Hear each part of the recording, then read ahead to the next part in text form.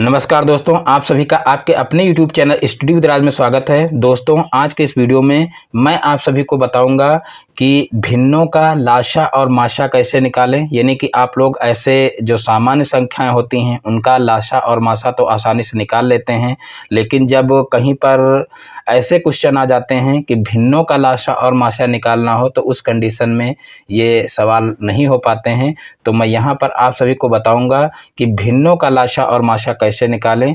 तो चलिए देखते हैं। यहाँ पर देखिए 4 क्वेश्चन दिए हुए हैं। इन चारों क्वेश्चन को आप लोगों को लगा करके दिखाऊंगा कि भिन्नों का लाशा और माशा कैसे निकालें। तो यहाँ पर देखिए पहला क्वेश्चन है 1/3 और फिर 2/9 और 5/6 और 4/27 का लाशा ज्ञात करना है। फिर दूसरा क्वेश्चन है 3/2 तथा 3/4 का लाशा ज्ञात करना है।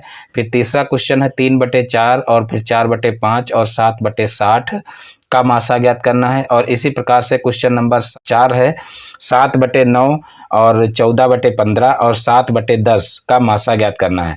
तो यहाँ पर देखिए सबसे पहले हम आप लोगों को बता दें कि भिन्नों का लाशा और माशा ज्ञात करने का फार्मूला क्या होता है। तो सबसे पहले लिख लेते हैं भिन्नों का लाशा कैसे ज्ञात करें। तो देखिए भिन्नों के लाशा ज्ञात करने का फार्मूला होता है भिन्नों का लाशा बराबर अंशों का लाशा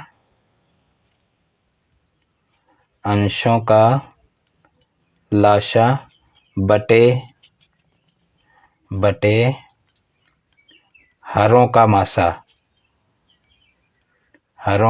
माशा। तो इस प्रकार से ये होता है भिन्नों का लाशा अगर ज्ञात करना हो तो उसका फार्मूला। और अब आप लोगों को बता दें कि यदि भिन्नों का माशा ज्ञात करना हो तो उसका क्या फार्मूला होता है। तो देखिए भिन्नों का माशा बराबर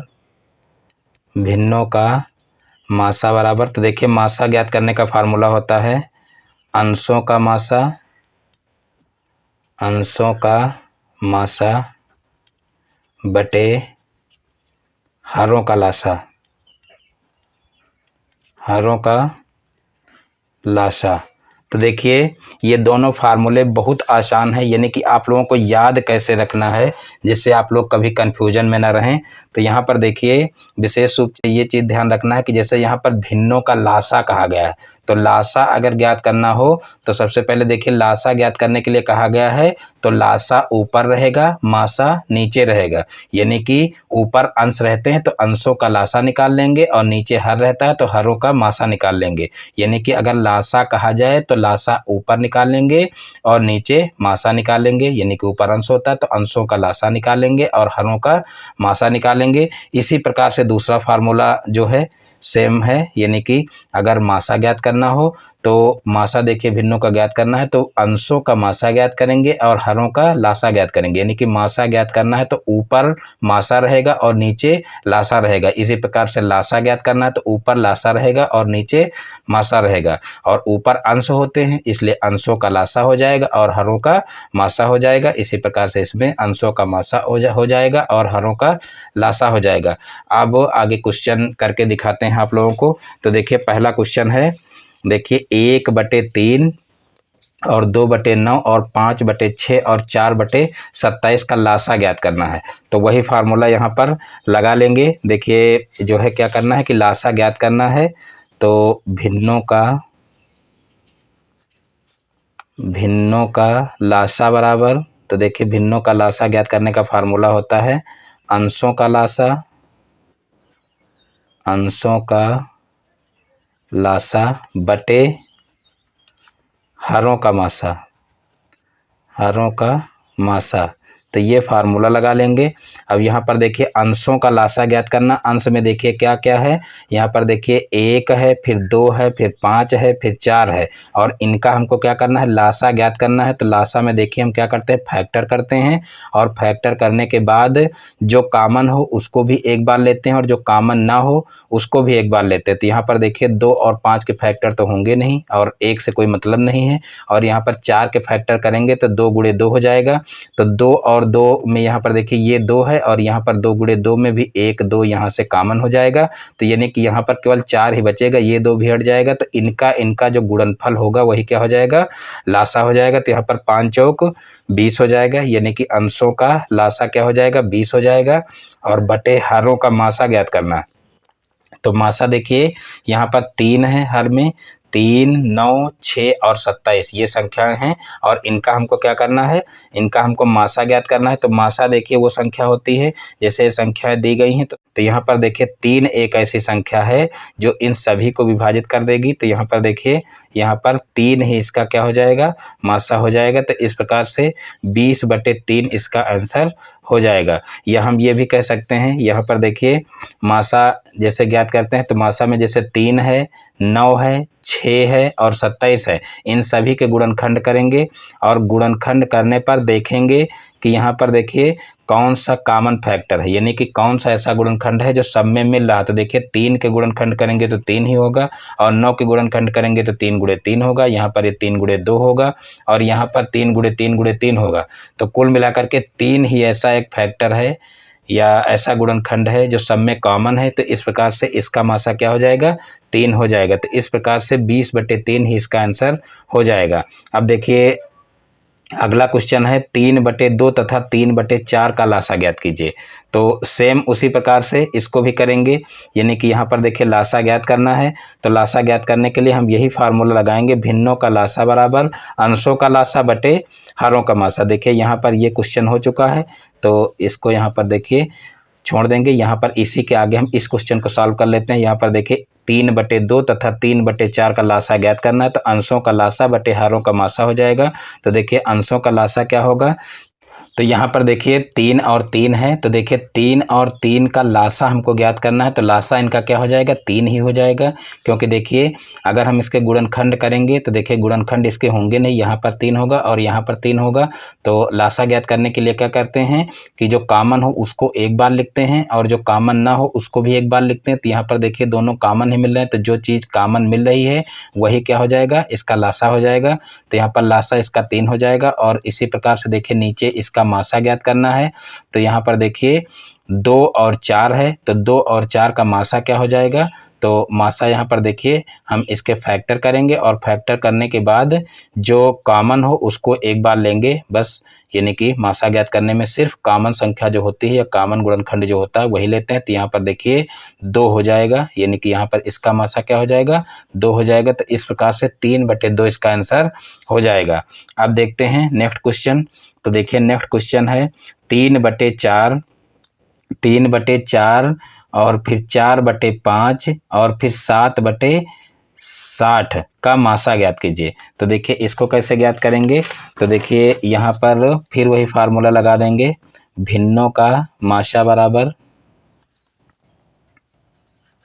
भिन्नों का मासा बराबर, तो देखिए भिन्नों का मासा ज्ञात करना, तो यहाँ पर हो जाएगा अंशों का मासा बटे क्या हो जाएगा, हारों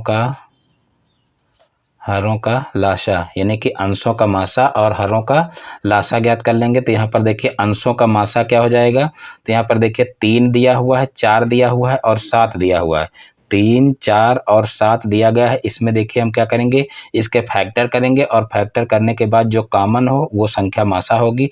तो यहाँ पर देखिए 3 के फैक्टर होंगे नहीं, 4 के फैक्टर होंगे, 2 गुणे 2 हो जाएगा, लेकिन 7 के फैक्टर नहीं होंगे, यानी कि इसमें कोई भी कॉमन फैक्टर नहीं है। और इस कंडीशन में जब कॉमन फैक्टर ना हो तो वहाँ पर मासा 1 मान लेते हैं, तो इसलिए यहाँ पर अंशों का मासा 1 हो जाएगा। और फिर देखिए हारों का लासा ज्ञात करना है, तो लासा यहाँ पर देखिए क्या होगा, नीचे हार में दिया हुआ है 4 और फिर 5 और फिर 60 दिया हुआ। तो देखिए हम जो लासा ज्ञात करेंगे, लासा में क्या करते हैं कि इन सभी के पहाड़े में कौन सी ऐसी संख्या है जो सबसे पहली बार आई हो और सब में हो। तो यहाँ पर देखिए 60 ऐसी संख्या हो जाएगी जो सभी के पहाड़े में आएगी और सबसे पहले आएगी, क्योंकि यहाँ पर 60 में तो 60 आएगा ही, और 5 को भाग कर यानी कि 5 से भाग करेंगे 60 का तब भी कट जाएगा, और 4 से भाग करेंगे तब भी कट जाएगा। तो इस प्रकार से 60 ही इसका लासा हो जाएगा। तो इस प्रकार से 1/60 भिन्नों का मासा यहाँ पर आ जाएगा। तो इस प्रकार से ये क्वेश्चन भी सॉल्व हो जाएगा। फिर एक बार इसको समझ लेते हैं। देखिए 3, 4 और 7 का मासा निकालना था, तो इसमें कोई भी कॉमन फैक्टर नहीं, इसलिए यहाँ पर इसका मासा क्या हो जाएगा, 1 हो जाएगा। और फिर 4, 5 और 60 का हमको क्या करना है, लासा ज्ञात करना है। तो हम अगर इसके फैक्टर करेंगे तो यहाँ पर देखिए फैक्टर करने पर जो कॉमन फैक्टर हो उसको एक बार लिखेंगे और जो कॉमन फैक्टर ना हो उनको भी एक बार लिखेंगे। तो फिर जो कॉमन फैक्टर आएंगे और जो कॉमन नहीं उनको भी साथ में लिखेंगे, तो उनके जब गुणनखंड यानी कि गुणनफल उसका करेंगे तो यहाँ पर 60 आ जाएगा। आप लोग करके देख सकते हैं और ये भी यहाँ पर देख सकते हैं कि देखिए कौन सी ऐसी संख्या है, यानी कि इस प्रकार से भी ज्ञात कर सकते हैं कि कौन सी ऐसी संख्या है जो इन तीनों के पहाड़े में आती है और सबसे पहले आती है। तो यहाँ पर देखिए 60 ऐसी संख्या है जो इन तीनों के पहाड़े में आएगी और सबसे पहले आएगी। तो इस प्रकार से ये हमारा लासा हो जाएगा। अब नेक्स्ट क्वेश्चन है क्वेश्चन नंबर 4, 7/9 और 14/15 और 7/10 का मासा ज्ञात कीजिए। तो यहाँ पर देखिए मासा ज्ञात करना है तो सेम यही फार्मूला लगेगा।